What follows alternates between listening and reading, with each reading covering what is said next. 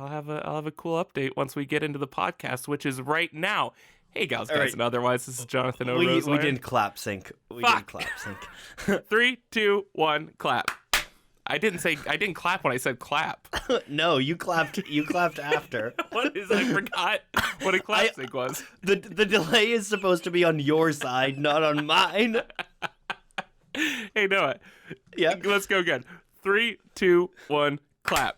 Hey, guys, and otherwise, this is Jonathan O. Roseland. And I'm Noah, also known as Polyphonic, and you're listening to Horns and Wings, the #1 Saga-themed podcast on the internet. For now. Hey, we're doing issue 22, and this is our next to last episode before our holiday hiatus, which, will be a year and a half long, because that's apparently fucking acceptable by human goddamn standards. Let's get into it.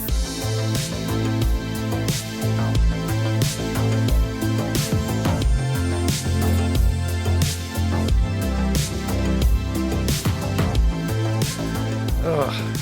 So what's on the cover, John? Oh, hold on. Let's you hit have, the you have brakes news off the real top. quick. So when you said let's get into it, what you meant was let's not get into it yet. I said let's get into the meat of it, which is this big announcement we got, Noah. And that is that I said next to last episode because we have one more episode before we take a couple weeks off for holidays, and that is our award show, our first annual Lauper Awards. Or should this be like 501st annual? How in canon is this going to be? I'm gonna guess that this is not in canon. I think we can call it the first annual Lauper, Cyndi Lauper. I'm going with Cyndi Lauper because that's the only frame of reference I have for that word. So I'm gonna say Lauper. Can we cue Girls Just Want to Have Fun? Will we get sued and claimed if we do that? Yeah, but it's gonna have to be you singing it. Okay. 1 second. How does it start? It doesn't matter how it starts. It just matters if you hit that pitch. I It just skips straight to the chorus. So don't even want the beginning. Wait 1 second. I'm gonna put it on and sing along. You won't hear it because it's in my headphones. Oh boy, welcome to the Fart Radio Hour. This is me dancing. I'm dancing right now. You can probably hear the desk moving around. Uh-huh. Oh boy, here we go. Any second. What an intro. I come home in the morning light. My mother says, when you gonna live your life right? The fortunate ones and girls, they wanna have fun. Fun fact, for someone that runs a music channel, I cannot sing at all. No, we just got copyright struck so fucking hard. I feel it in my bones. I'm really glad that you're not including that in the episode. I'm really glad that we have a full theme song now for our award show. So no, Lauper Awards. This is gonna be like all things Horns and Wings, mostly us just bullshitting, but also a good amount of actual insightful stuff from the audience. So we are going to come up with our own categories and our own winners of those categories and present to those winners on the show, who will absolutely be here, but unfortunately we can only afford the 2 mics, so they will not be able to talk on air. And then also, we're going to have a few categories, like probably best character, or favorite character, favorite issue I want to do. Best cover. Best cover, for sure. And it's going to be up, it's just going to cover up into what we've covered so far. So it's going to be up through issue 22. Can we throw this to the audience? Can the audience vote on best horns and best wings? I like that. We'll narrow down our field. I also want there to be some surprise ones. Oh, there's definitely going to be some surprise ones, but given that it's the name of the podcast, I think it's very important that we get the best horns and the best wings awards in there. Hey, quick question. Which one of us is horns and which one of us is wings? Because I've just decided it's binary. Why don't you guys, the audience, tell us? Just fucking comment on this video. I don't care. I think we should probably forego question of the week to encourage people to go do the vote for the awards instead. So, unless you had a really, really good question, Noah, that you planned ahead of time. I did not. Okay, I did not there we go. So really it'll be good that question. But here's the cool thing, Noah. You know what I just did? Like right before this podcast? What? I went and registered hornsandwings.com. So we're now the proud owners of hornsandwings.com, the most we've ever invested into this show. and luckily I saved $2 using that sweet promo code polyphonic. Yep. So we got that going for us. But go to we're gonna have a link on the Twitter at Horns and Wings on Twitter. We're gonna have a link in the comments. We're gonna have a link on the Instagram. We're going to have links everywhere to this thing. And it's just going to be a really quick Google form that you fill out with multiple choice or write in if you want to be one of those people. But the easiest way is just go to hornsandwings.com and we'll have a link right there and maybe some other cool stuff on the site, depending on how much effort I put into it tonight. You guys should really appreciate the amount of work that John does for this podcast and the amount of work that I do not do for this podcast. What are you talking about? No, you just made a whole channel to save us. You just made a whole channel to save us $2 from this promo code. That's so much work you put into it. So yes, go vote. You can do that while you're listening to this. It's going to be super easy. Just go check out hornsandwings.com. It's going to look pretty good. But I'm not going to shout out who I made the site through because they're not a sponsor yet. So I'm going to say we used Square blank. No, just don't say it. We're going to use Square, and then there's an empty space there where a word would be. Just say you built it from scratch. It'll sound more impressive. There we go. HTML. That's a thing, right? Yeah. www is the code I used for this one. You go to worldwideweb. Period. Hey Noah, what's on the cover of this comic? Oh yeah, this is a podcast about reading comics. Eh? Yes, it is. I actually I love this cover. It is Clara sitting in the chair from the rocket ship rocket ship home. Sitting in the chair from the rocket. Pinned down one specific name for that. Sorry, I just had a bit of a stroke there.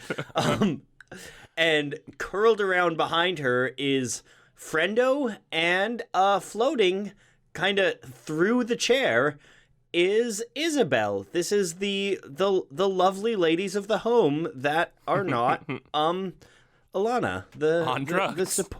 The supporting ladies. I just realized that literally, like, of this main cast, there's only one male character. In the family. Ladies. That's And also it's on just a beautiful orange background, just like this really, really stunning orange. Yeah, I feel like I haven't seen this color before. Like, it is such a specific shade of pale orange. Like, it's not quite orange. It's not like clementine or anything. Yeah, it's like a peachy orange. It's so cool. I feel like I'm seeing colors for the great first time. Audio content. It's fascinating. Go check out this thing. Go check out this thing. You heard it here first, folks. And I'm gonna guess, because I already know how I know that you've already planned out what you want to do. So I'm gonna guess that you've got me starting us off with this. Nope. I've got me starting us off with this because, god damn it, do I need this third scene, Noah? Are you sure? Damn it, do I need this third scene? Oh, I guess if we're counting, yeah. I give you a short scene. Yeah. All right. Yeah. So we are starting off with, I think, possibly, at least to date, the most Saga opening splash that we've gotten, next to maybe the childbirth. I was going to say the childbirth, really, yep. But just in terms of absurdism and not even beginning to understand what the fuck is going on. this takes the cake, and it is a woman who has the ears and nose of Isabel, like her race, who has this golden headset on, like golden like headpiece, but then she's wearing sort of a very 50s like skirt and roller skates. And also she's floating in space, I should point out. And also she's farting out a universe, or queefing, I don't know. But there's some sort of, there's a universe ejaculating from her nether region. Jesus Christ. I would like to apologize to anyone listening to I like this to paint right a picture, now. Noah. And it's literally stars and planets and shit, and then we have the dialogue, oopsie, I made a universe. As she bends over in that, what's that suntan lotion or whatever it is, with the girl with the dog pulling down her. It's weird and inappropriate now. But it's that oopsie pose. And so we're just thrown right into this, and it makes zero sense. And we turn the page and we see a laughing Hazel saying, "She tooted, haha." And we realize that it's Isabel who is sort of telling a fairy tale, I guess, to Hazel, acting out a fairy tale. It said, and when the gas from her husband's stew began to cool, the Empress raised her hands high, and then we get interrupted by some blue language, and it's Clara coming in, speaking in blue. Isabel points out that the translator rings must be out of range, both of them, which are currently with Alana and Marco, so that Clara is stuck speaking blue, and she's also gesturing to the Oswald Heiss book, which I didn't even. What is this? Untouched by Man is the name of this one. That's amazing. I want to read all of these.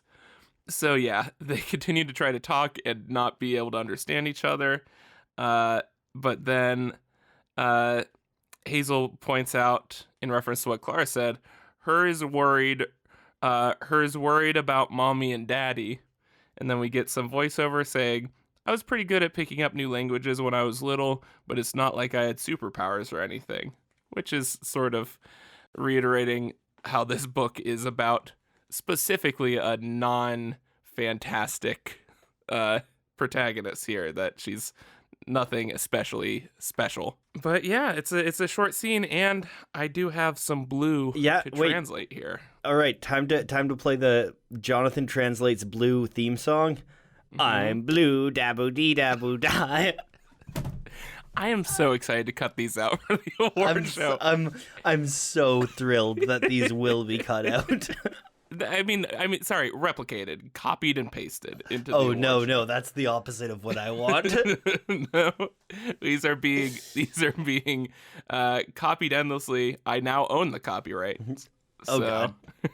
That's except if I trim it or mute it before I send you the audio. Noah, I will call that bluff immediately. You putting in that amount of effort is mind-boggling to me. If anything, that would be its own reward. I'll have you know, I put effort into a lot of things, just not this show. This is one of my favorite blue translations. Yeah, let's hear it. Because when we first hear Clara off panel, she says, "What the hell, Isabel?" And then she comes in holding her book, saying, "Who turned off my book?" Which implies that once the translation rings, I love that it works for reading, but I love that once the translation rings get far enough, she just can't read these books anymore. And then she says, what the hell did you just say? And why's Heiss books suddenly worse gibberish than usual? And then as they continue to try to talk, she says, this is maddening. And then she says, I'm really beginning to worry about those two. So Hazel was correct. Her is worried. Her is worried. But here's something that I'm so pissed off that it took me this long to realize, Noah. Yep. How do they know they're speaking blue? Well, I don't know. This is universally called blue language. But the only representation of that we get is balloons.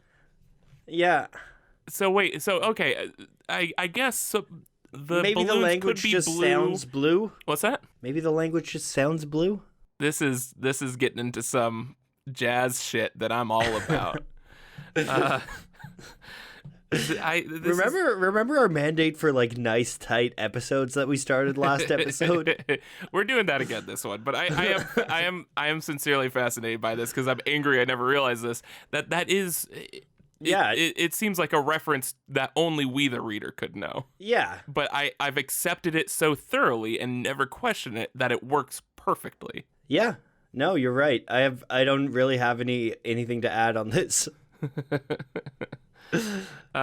Here's another question really quick. Oh God. This woman we're seeing in the splash page. Yes. Is this the creator? Obviously. That's clearly the creator. That is in the hours and the minutes and the seconds. With neon rollerblades. What's that rollerblade train musical? Oh, you're talking about Starlight Express by the inimitable Andrew Lloyd Webber. He's certainly whatever you just said, and a few other things. This podcast is brought to you by cats.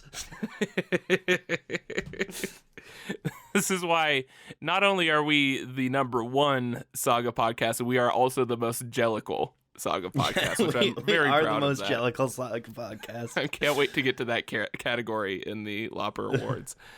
So yeah, no, that is. I like that this is also something that I never really put together.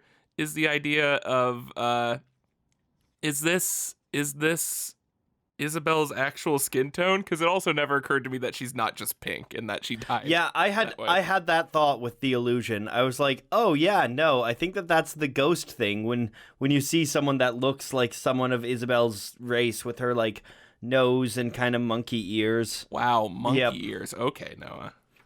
Well, Jesus I mean, Christ. Jesus, you can't do that.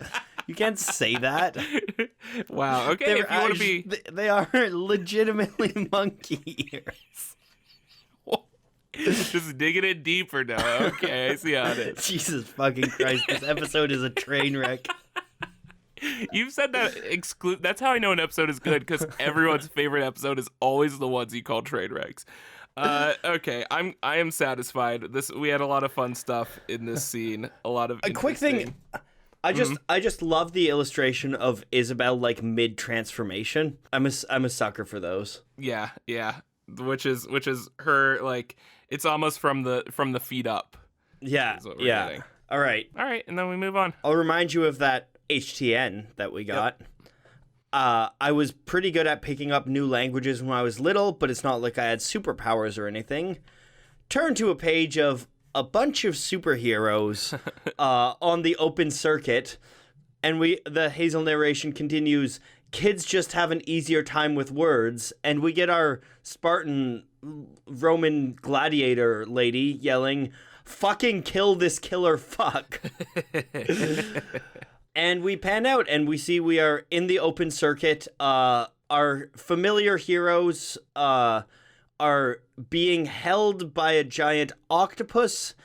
And the 3-armed never nude dude is mockingly saying, "Don't worry about customer reviews," she says. "Nobody even reads them," she says. Which just... I love the open circuit. As an explanation for this whole scene. Yeah. That's so good. But meanwhile, Zipless is kind of hanging limp, and her eyes, Zipless being Alana, of course, her eyes are just kind of like faded, like looking out at nothing.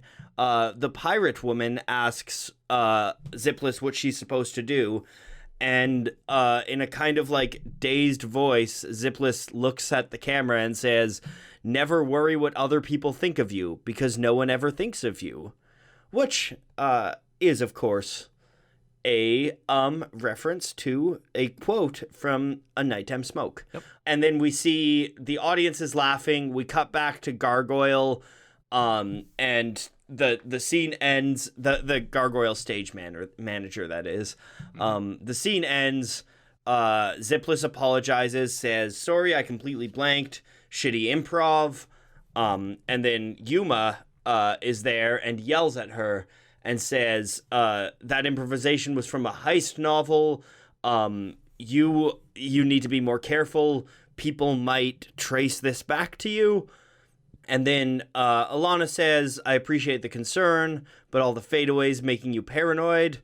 And then we cut to the theater that was watching, and we see a blue amphibious person, possibly telepathic, but I'm thinking not. I think absolutely.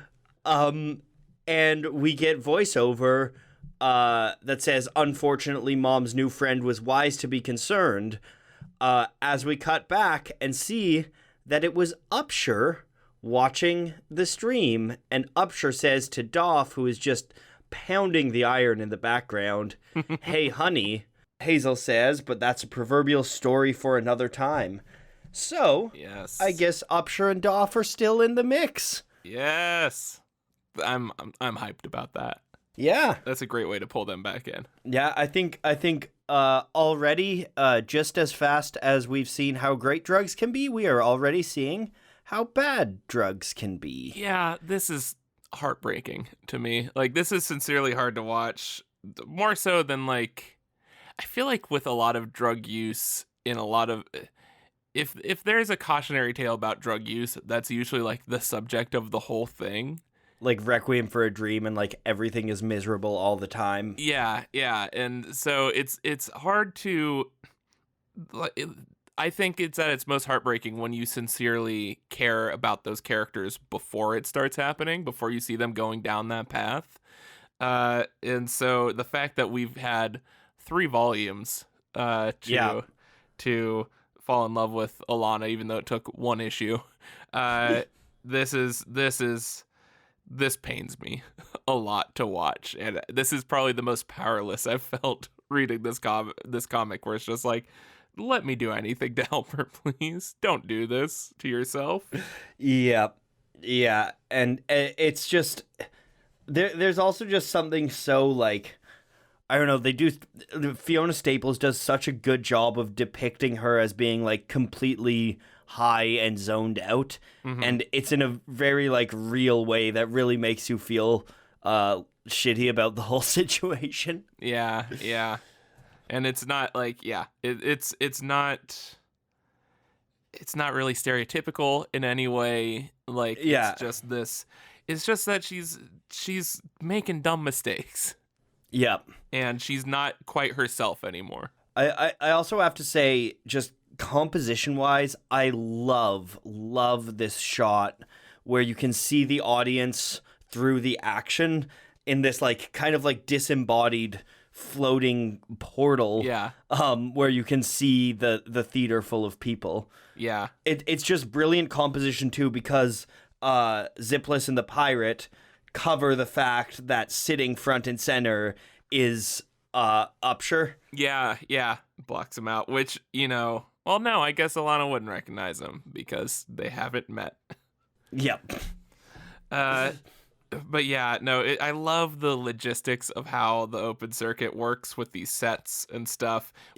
We get one of my favorite sort of, which it's not anything that is specifically explained, but we get something that I don't think I recognized the first few times I've read this, that I realized this issue of how specifically the paint works with this, that I'm pumped to get to. But just like the whole she says cue curtain and strike the ocean, and the next scene we see like the ocean has sort of drained away. Yeah. Like it's I'm so fascinated by this. It's so cool. Also, I just want to point out just a cute little detail that the big window in Upshur and Doff's apartment is a porthole, and I love any world building we get in this sort Oh of yeah, nautical world they live in. yeah. I also just I gotta say this is my favorite open circuit plot to date. That an angry customer. It again. This is wonderful too. Is Brian K. Vaughan is so good at implying these vast worlds and stories with a few lines, and it's like you get the plot of this episode from like one scene and a few lines, which is that an angry customer turned out to be a giant octopus and is like taking its wrath out on our superheroes / middle management. Yeah, you know what? Now that I think of it, the open circuit is very much just like the robot's screens, where it's just like this. It's just a canvas that he's created to just add the most absurd and fun shit. Yeah, whatever is perfect for that situation, and they're both so good at just creating. It's almost like they're creating templates instead of details, or it's just like here's a cool thing that is specifically a sandbox that we can do whatever the fuck we want with. Yeah, I love it. All right, do we want to? Do you want to go on scene? to my just a small little scene? This is and I've accepted that I've hyped it up too much and will continue to do so, but just personally, this is my favorite splash in all of Saga as of so far, not just like issue 22 so far, but up through issue 54 so far. This is my favorite splash. This is my time suck here. Yep. And I love it to death. So we get some HTN saying back then the more pressing story for my family was still unfolding in a faraway kingdom, and we see a sort of spire with a flag at half mast. We see a really striking shot of and a rare tall panel, now that I think of it, of of Prince Robot. And we'll talk about that in a second because it's very effective. Prince Robot standing over a flag-draped coffin, which is holding his wife, and his screen is raindrops on a window, which is perfect.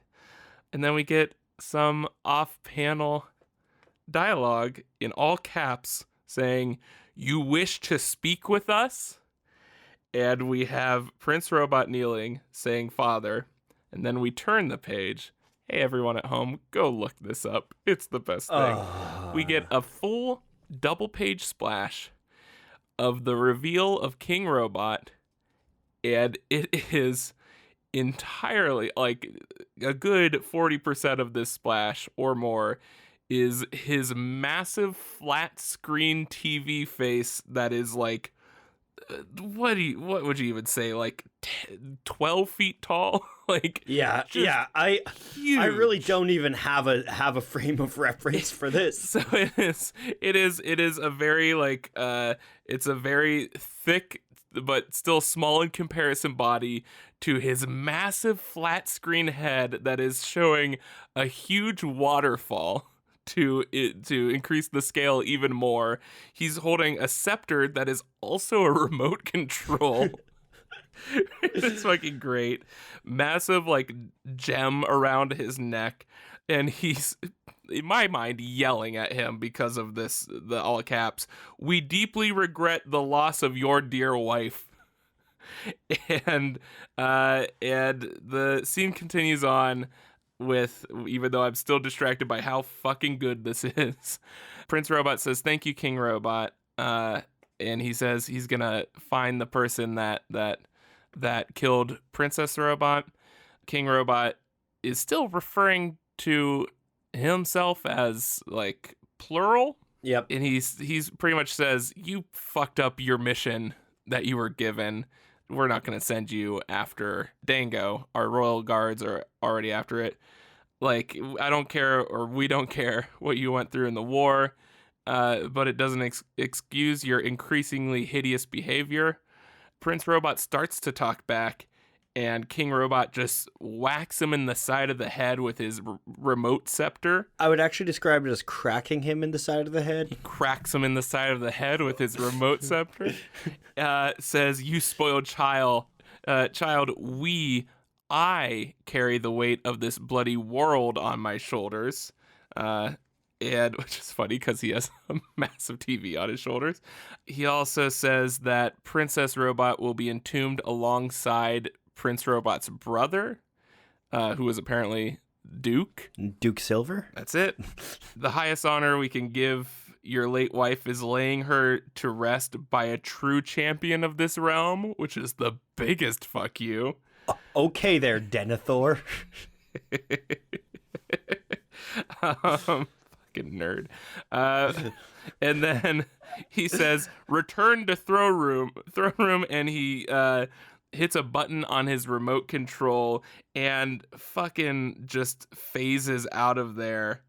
He says, "Get better for, if only for your boy," and teleports out of there. And you know, let's pause there. We got a little bit extra here with another character coming in.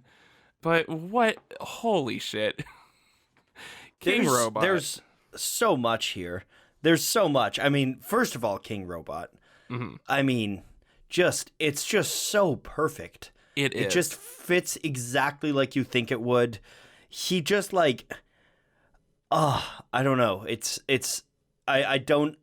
I don't understand how it all works so well. It is, I mean, because we talked briefly about that, and I feel like it was a precursor to this. In the last episode, we talked about Dango and that splash of him holding the spine and then having the kids show on his TV. And it's like that thing that is so absurd and so surprising, but makes perfect sense. And I feel like it is this formula for satisfying storytelling that Saga has just, especially pulling that off in 2 issues in a row and one-upping itself, if anything. Well, and specifically satisfying world building. Like this just... Yes. On the one hand, it makes like no sense whatsoever and like kind of falls apart if you start to think of it too much.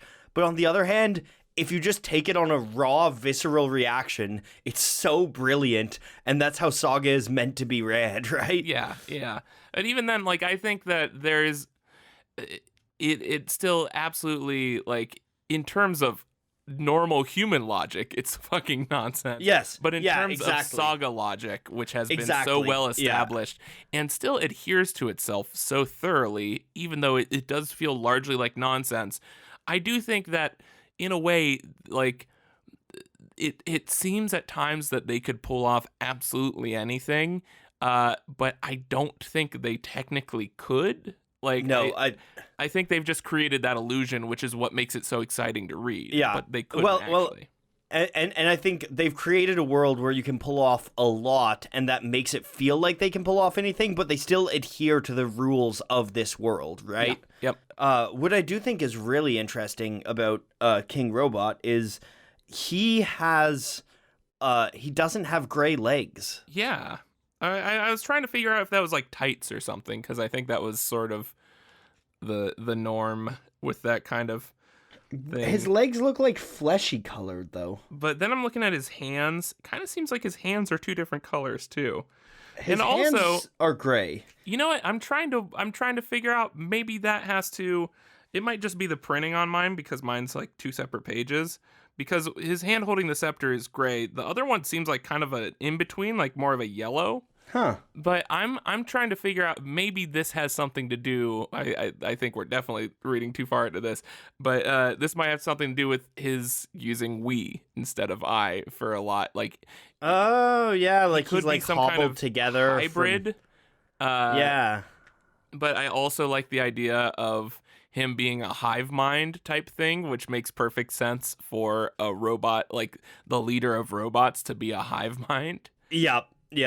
Yeah, I definitely got the hive mind, though I think it's really interesting because there is a point where he says, I carry the weight. Yeah. I think that there's just some really, really interesting world building there where you're not really sure what's going on, but it doesn't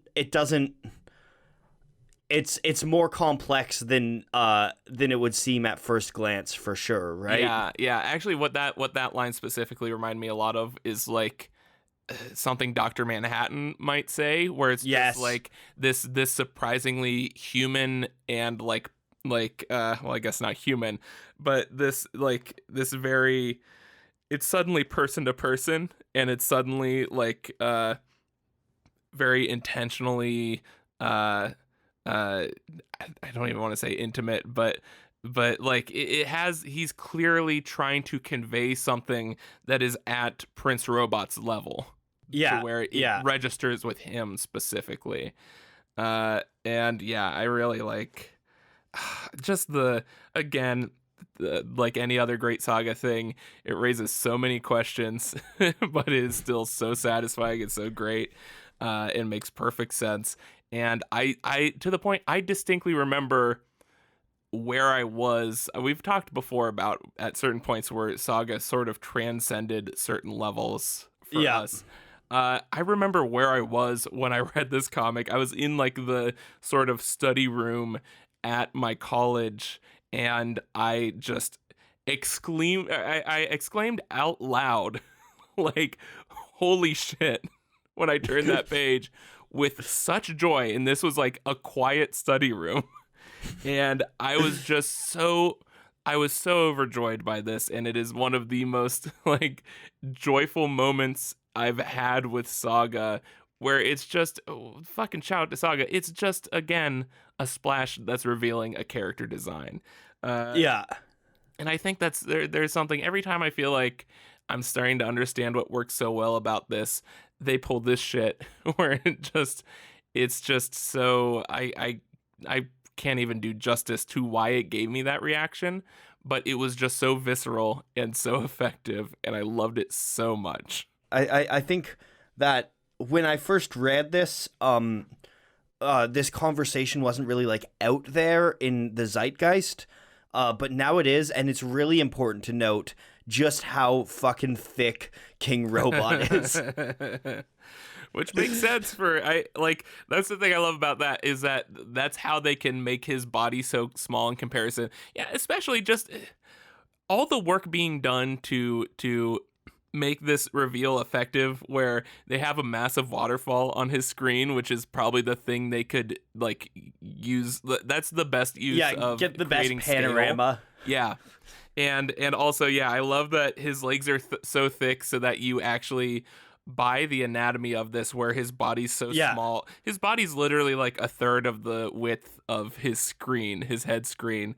But like looking at that, I can still buy that he's standing.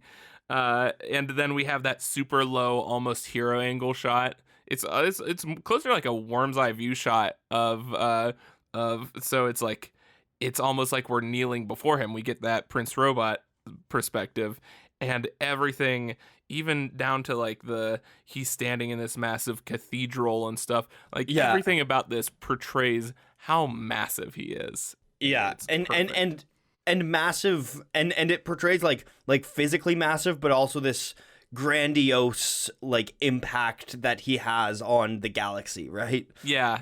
And then another thing, just adding to that, is the fact that he's speaking in all caps, and like has such a specific way of speaking. It you can just feel his booming voice, right? Yeah. And then it's like James Earl Jones. Yeah. And then I think the thing that might make it the most effective is the page leading up to that. Like I said, we have one of our first tall panels, and it is of Prince Robot, very, very small in the frame, standing in front of this coffin with this massive, like, so much negative space with this cathedral he's in. And then we have 3 really, really tiny Prince Robot frames leading up to that massive reveal. So it's almost like we've leaned in closer to the comic to see what's going on because it's so small, and then this just is just the biggest, it feels like the biggest splash. This to me feels at least as big as the time suck. Like, yeah, in terms of reveal, in terms of massiveness, like, good on them for pulling that off. Yeah, just looking at it, you feel small. Yeah. I love it. Also, it's really important to note here, not King Robot, but something else that gets lost up in all of this is, we get a new skin for Prince Robot. This is his night mode skin, and it is phenomenal. Yeah, he's wearing his black and his morning black. clothes. Yeah, it's a fucking rad outfit. He looks really fucking cool. It's so cool. It's basically just his normal outfit, but the entire color palette is blacks and dark grays. Yeah. Oh, what a badass. All right. Do you want to take the rest of this, or should I? The next scene's pretty long, so maybe I'll take the rest of this because or maybe you should take the rest of this because you had a pretty long. Okay, I'll let you do all the emotions. Because I'm still reeling off of King Robot. After King Robot has sort of teleported Willy Wonka style out of here, we get Prince Robot sort of feeling the new bump on his head, and we get off-panel dads, am I right? And we get that piece of shit, kick him while he's down, Special Agent Gale, who says he's back from cleaning up Prince Robot's mess on Sextillion. Prince Robot's ready to kill him because they have refused to interfere with the tracking down Dango, the wings, saying that it's a domestic dispute. But we get a human moment from Special Agent Gale here, saying that he wants to help Prince Robot track down Dango because, unlike most royals, your wife was good people. Girl could swear like an admiral, which is great. I feel like we've gotten sort of in the same way as the Stalk, we've gotten some of our best Princess Robot stuff posthumously. Yeah, I agree. But we find out that Dango apparently disabled the tracker on the ship that he's on, their transponder, but he didn't find the Wings transponder, and it turns out the Wings put transponders on every ship in the robot's fleet without telling them. He says, just because we happen to be allies doesn't mean we trust you, which is great. And he says, we've never had this conversation, but Dango's headed for a planet somewhere in the Uncanny Valley, which is great. And so now we have Prince Robot heading towards, I'm assuming, Gardania. He points out, it's just dawning on me because I think I was still reeling from King Robot how good this interaction is too. Agent Gale says, if you're lucky, he's hiding. If you're not, he's trying to start a revolution. And trust me, that's the last thing you poor bastards want. And they step outside to see the sort of stacked houses upon houses slums of the Robot Kingdom. He says the whole point of having enemies abroad is getting to ignore the ones back home, which is so good. Yep. Holy shit. But I like how Special Agent Gale is just the fucking CIA and all of this.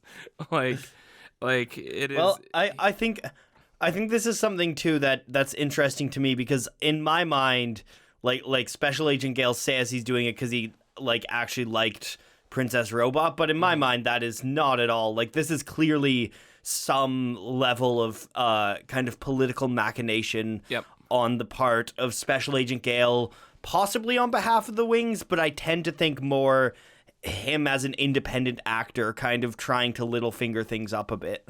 Yeah, and I think that is that rings so true. The whole this is actually something that's making me fall in love with Dango even more. It kind of pit me against him with him killing off Princess Robot. Because of the rich he could eat, that was probably one of the few that I didn't want him to. But of anyone in this comic, I think he might be on the best moral path. He's doing it in the most violent, way possible, but just still where his mind is at is so bizarrely relevant, I guess, because it's fucking eternally relevant. But with the whole, he's trying to start a revolution, and the whole point of having enemies abroad is to getting to ignore the ones back home. Like, God, that rings so fucking true. Yeah. Well, especially given the way that, like, that's relevant to this situation here, but it's also relevant to the fact that Landfall and Wreath are, like, home is the same place for them, basically. So instead, they're fighting this proxy war across the stars. Yeah, exactly. It's good shit. So yeah, I enjoy some political intrigue here. Yep. Some Game of Thronesing. Yep. I agree. I think that's something that I think it's really interesting, because I think that's something that's going on in the background of a lot of this story, but we don't often see. We don't really see our main characters interact with it very often. Yeah. But they do really convey a sense that there is a lot of kind of political scheming and machination and, like, backroom deals and stuff going on behind the scenes, right? Yeah, and I think that's one of the. I think, like, you know, probably not this episode because we're already going a little long, but we should take some time to appreciate just sort of the different corners of the universe that they've chosen to focus on with this book, because, like, that, like, we get that perspective with Prince Robot. In my mind, sometimes it seemed redundant to have these two different, like, people going after them with the Will and Prince Robot. But it's like, it is jarring how different their perspectives are and what worlds they expose us to. There's a ton of just incredible foil pairs in Saga. Yeah. And there's one that I want to talk about a bit later in this issue, but first I think we should get to the next scene. Okay. So, we open on a nice, calm, establishing shot of Gardenia. The rocket ship tree looks fucking gorgeous, as per usual.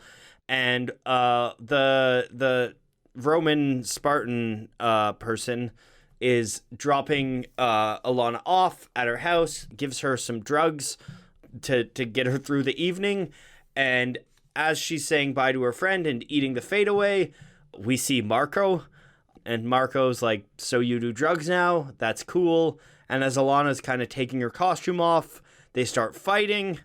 Alana says that she's doing drugs to get her through the soul-crushing job that she has to do for the family. She kind of goes on the offensive and asks who Ginny is. And then they kind of have this little spat that you probably saw growing for a while. They go back and forth, and then we get a panel of Marco where the background turns red. Usually it's this blue night palette. The background turns red, which is in almost a very anime move. Mm-hmm. And Marco says, "Have you ever been high in front of Hazel?" Alana says, "So what if I have? The real question is..." And Marco just whips a bag of groceries at Alana. She stands there covered in, like, food from the groceries, doesn't know what to say, says, "Ow." Marco apologizes, and Alana says, "Get away from my house." Marco tries to apologize, and Alana says, "Leave." And he kind of runs off. And then we get Hazel narration over Clara and Isabel, saying, "I guess I'm not sure what to say about all that. Words are harder than they used to be." And we see little baby Hazel curled up in her crib. I love that. I love that kind of thematic tie throughout the narration of kind of words and speaking. Yeah. I think that's just a really interesting kind of clever way to keep a little theme running throughout an issue. Yeah. And especially with how relevant it is to this being their first big fight that they've had, and talked about heartbreaking before. This one hurts me a lot. You really get that, like, especially with them watching and kind of the silent panel of Marco leaving, you just get this feeling of emptiness, right? Yeah. Like you really feel like the bottom has dropped out, and you feel just like your soul is crushed, right? Yeah, because this is the point where it could have gone, like, this is the point where things either could have started to get better finally, because this is an argument they needed to have at some point, and I like that Saga's good about, like, especially fucking realism in relationships. It's perfect on it. But like, the reality is you have arguments, and that's how you deal with things. It's about not making it, personal. And it's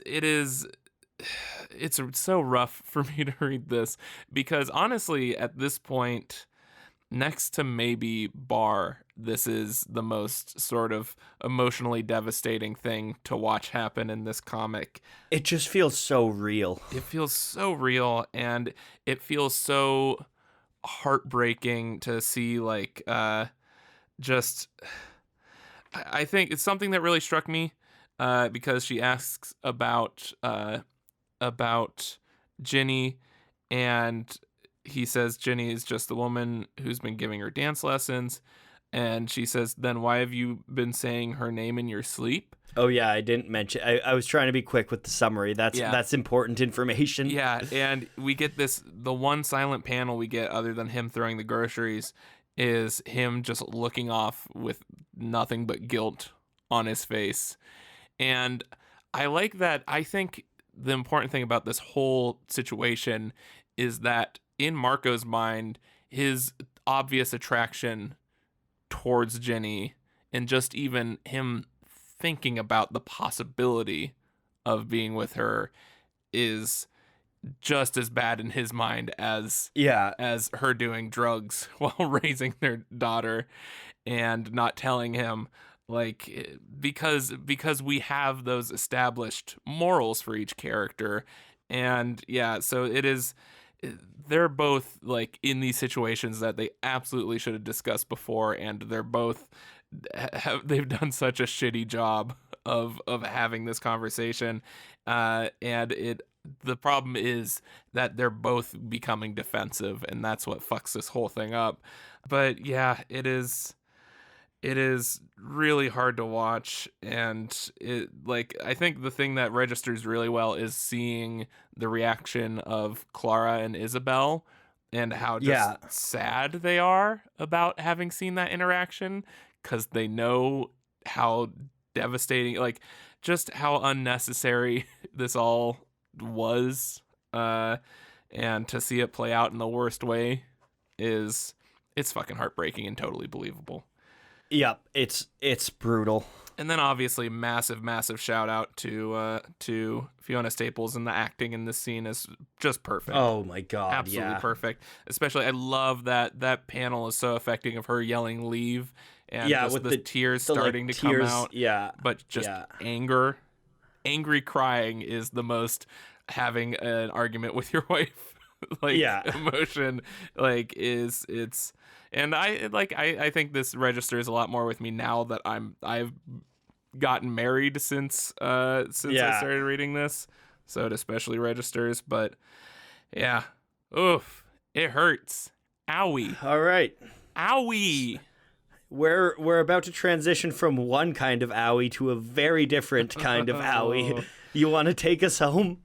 Yep, let's do it.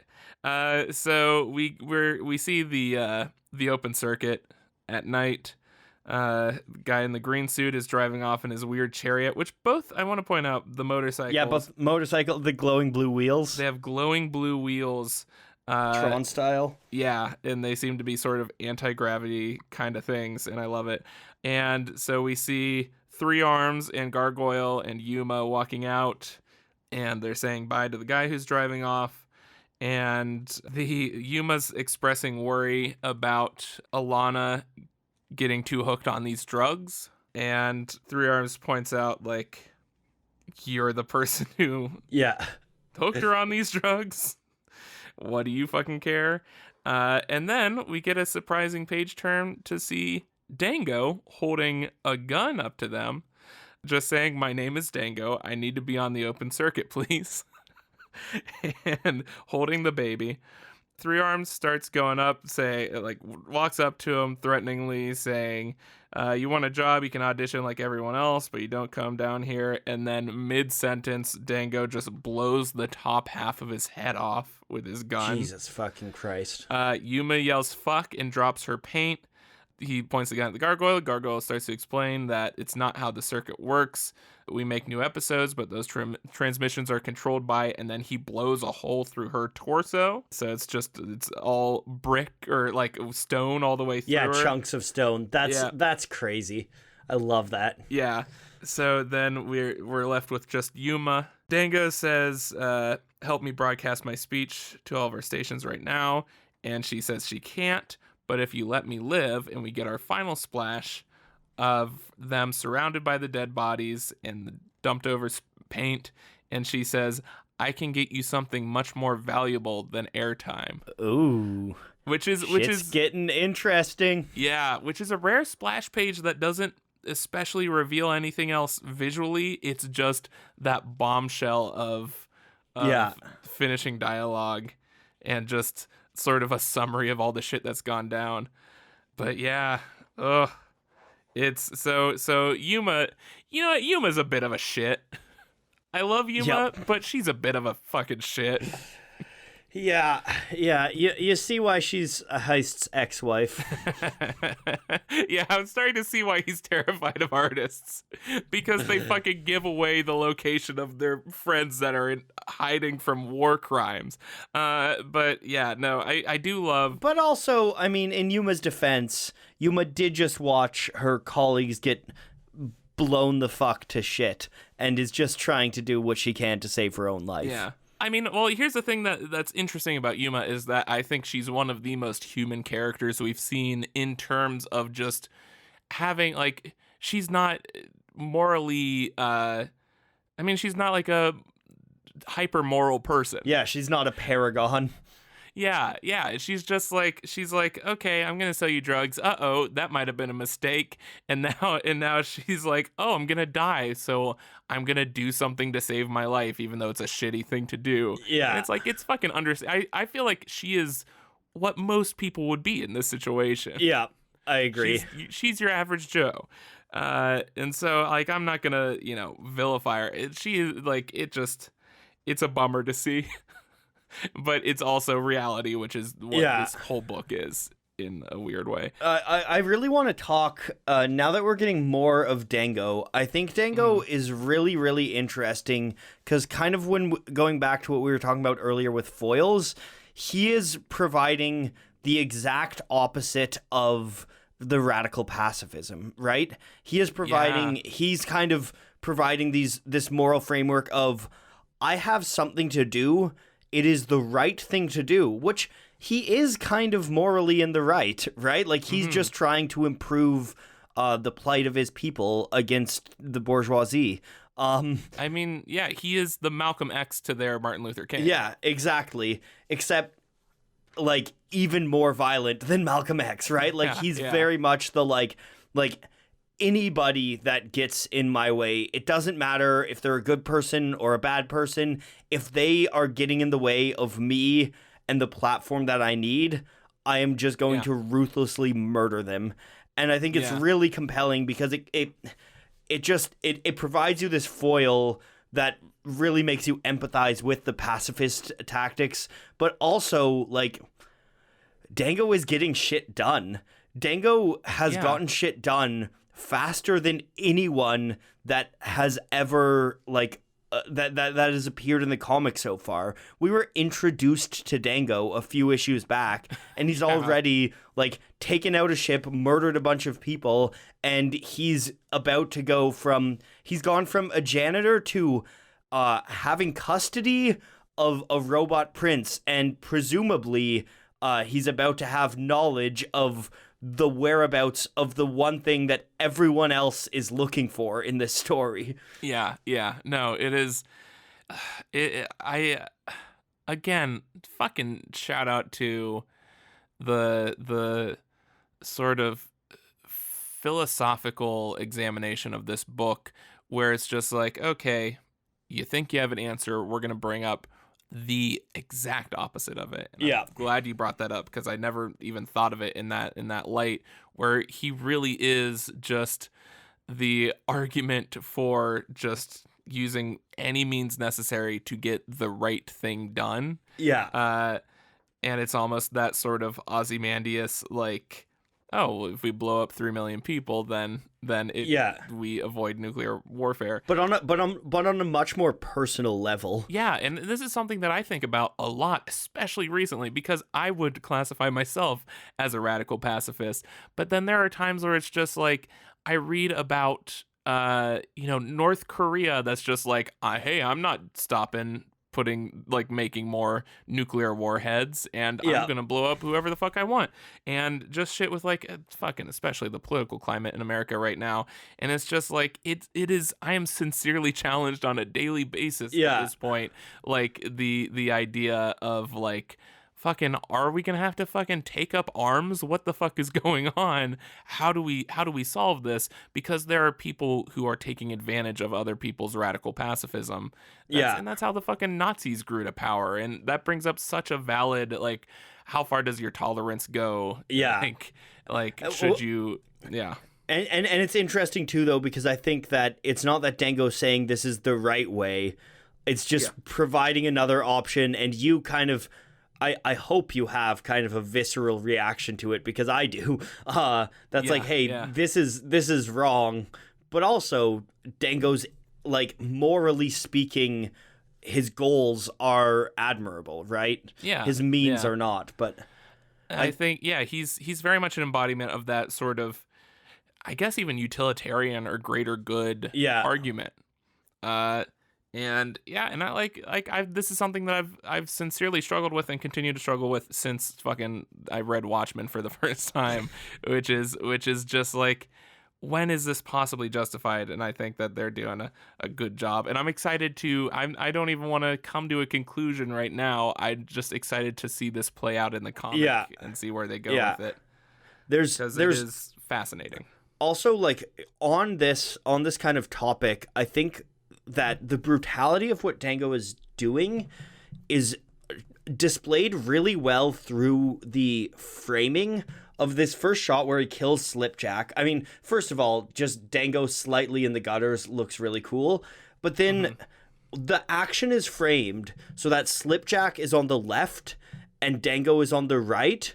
So when Dango shoots Slipjack, you see Slipjack's head exploding in the brutal, gory way that we're accustomed to before your eye reads Dango shooting. You kind of read you read Slipjack as the active character, and you read him as getting his head blown up. And I think that has a very different visceral reaction than, like, even when you compare that, and part of it is also the fact that the gargoyle doesn't have the same gore, but there's almost this read of, like, Dango shooting rather than Slipjack being shot, right? Yeah, I like that. That definitely adds a really interesting element of surprise to it that's a really cool execution. Yeah. In more ways than one. Also, can I just point out, this is the thing I referenced before with the paint. She drops the paint and it goes flying everywhere, and we see in the last panel that it is still just sort of stuck in the air in the pattern that it fell down. Like, it is frozen. It is frozen in space, this paint, and that explains everything about the sets.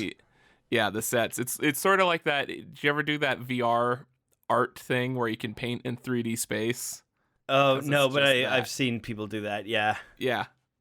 So that is, again, just adding a little, not wasting an inch of space here to add a little bit of world building and a little bit of explanation here, which I love. And that's one of those things where it's like, I feel like that's why I'm willing to buy so much of the supposed lack of logic, is because the things that seem nonsensical like that I don't think will be explained are just so hyper subtly explained that it just makes me assume that everything has an explanation and that I'm just too dumb to know it. It's internal consistency, and I think this is interesting with like world building.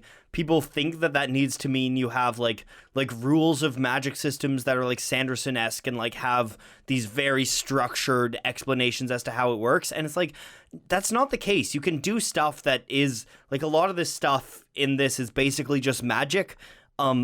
But it's done with a level of consistency that makes you believe it without having to do this in-depth explanation, right? Yeah. Which, again, that's why I'm excited for us to eventually do our D&D Saga. Oh, my God. Roleplay campaign. All right. We done it. Noah, favorite moment. Favorite moment? Oh, God. I mean, am I allowed to say King Robot? I mean, I'm going to say the same thing, so go for it. We're allowed to have the same one. Yeah, no, it's without question. Like, there's really no, it's not even a close second. It's King Robot. I think King Robot is the best argument for why you, the listener, should be reading this book if you can. Especially, just read the issue we're about to talk about before we talk about it. Because that is something that is so hard for us to express just how fantastic getting that reveal is. Also, it's magical. This is running long, but I want to get this in. If you are thinking of reading the book, if you're going to read the book, I've said this before, I'll say it again. Please buy from local comic stores or independent comic stores online.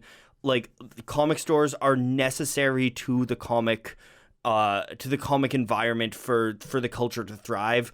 Please don't just buy them off of Amazon or at Indigo or something. Please go find a local comic store to support to buy this stuff. Yes, and actually, you know what? That's what. Let's go ahead and announce this too. We will be giving out. We'll do a giveaway of. What do we want to do? Maybe favorite comment on a thing? Who should win comics? How should we determine who wins best comics? Lauper Award category. Just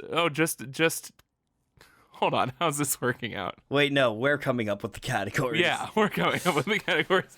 You motherfucker, you're trying to win my goddamn comic. So I have come upon some extra copies of Saga that I want to give out to y'all. And maybe we'll sign them if we want to spend all that shipping. But just as a cool thank you to the fans, we'll figure out some way to do our cool little holiday giveaway. We'll give out the first 3 books. Yeah, we can announce that at the Lauper Awards. Yeah, so tune into the Lauper Awards, find out how you can win some free comics. There's some incentive for you. Song, do you have a song for us? Yeah, no, as we're panning back and Marco's leaving and we see Clara and Isabel and Hazel, there is a 100% chance that Everybody Hurts by REM is playing. There we go. About time we get some REM on here. I'm gonna do something even more depressing. You're doing something. You're not doing a King Robot song. I am not doing a Mr. Roboto for this one, as tempting as it is. No, I'm doing something for that same scene, and it is Alligator by Grizzly Bear, because this reminds me so much of Blue Valentine, starring Ryan Gosling. This is something that's just a song that I associate with devastating marital situations and arguments, and so now you can live with that. Question of the week. We don't got one. We don't got one. Yeah, go check out the Lauper Awards. Yes. Please go take the time. Like I said, hornsandwings.com. We finally got it. We'll be putting some other stuff on there too if you're listening to this post Lauper Awards. But please go there. There'll be a link to it's just a real quick and easy Google form. We might have maybe 4 or 5 categories for you to give a multiple choice answer on. It's super easy stuff. You know what? Actually, I think that'll be the thing, is we'll just have you If you want to be eligible to win the comics, just go ahead and we'll leave us optional space for a shipping address, and we'll pick someone who went and took the time to vote for the Lauper Awards. There's some motivation for you. Yeah, I'm pumped. This is gonna be fun. It's gonna be fucking stupid. And I'm excited for it because that's the best kind of fun. Oh, it's gonna be so good. Yeah, big shout out to Fiona Staples, Brian K. Vaughan, Phonographics Image Comics for making the best comic. Noah, where can people find you? You can find me on Twitter or Instagram at Watch Polyphonic, or you can go to YouTube and see me on Polyphonic. I just finished off the longest videos I've ever done in succession, looking at artists that impacted this decade. So go watch those. And also this Thursday, go watch my video about how Killing in the Name became a Christmas #1. Hey, nice. You're so timely with these. I'm just about to release a Ryan Johnson video, the guy who just came out with a movie a month ago. How timely am I? All right. Yeah, I'm Make Stuff. Go check out Make Stuff. But more importantly, go check out hornsandwings.com. And yeah, that's going to be it. Hey, Noah. Yeah. Am I shitting? Okay, well, fucking fine. Sure. Bye.